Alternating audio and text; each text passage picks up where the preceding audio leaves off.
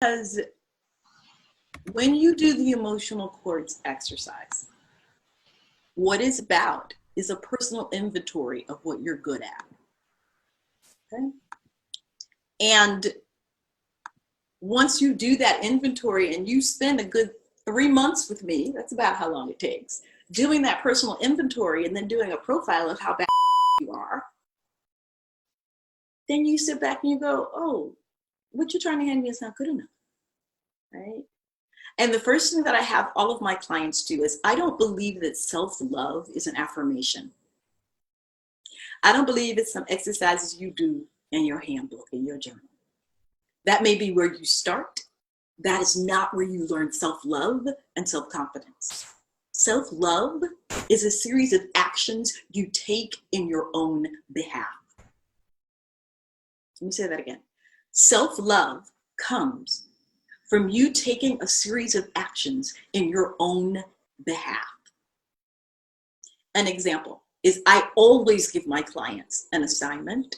I know some people who are online right now are like, she sure does. I was like, we're going to learn about it and you're going to do the workbook. Then I'm going to ask you to go do something in the real world. I'm going to go ask you to ask a casting director a question.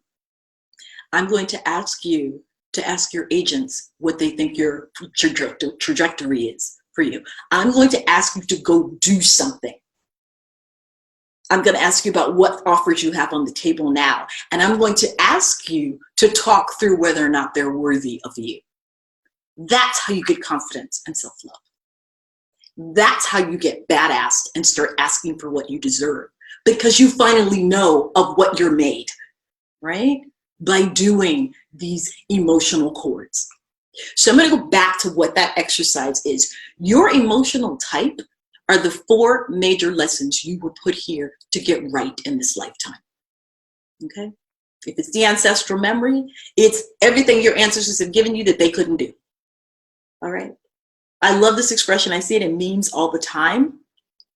I am every enslaved African American's wildest dream.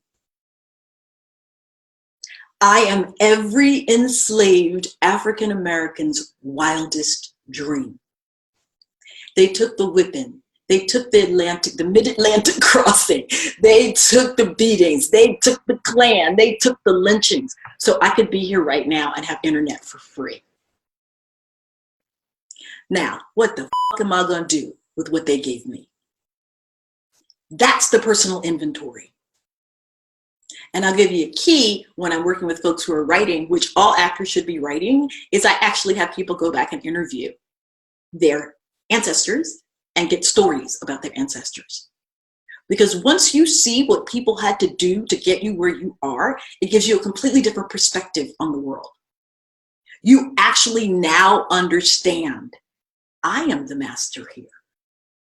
I have all this at my feet. They have nothing. Look what I can do.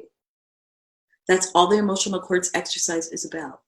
It's a full inventory of all the gifts that you already have inside that you are not mining. So we're going to list them, okay? And when we list them, then we're going to put them into a form that this industry can understand. Because I do the emotional type exercise with my writers, with business people, with the women who took the Morocco retreat.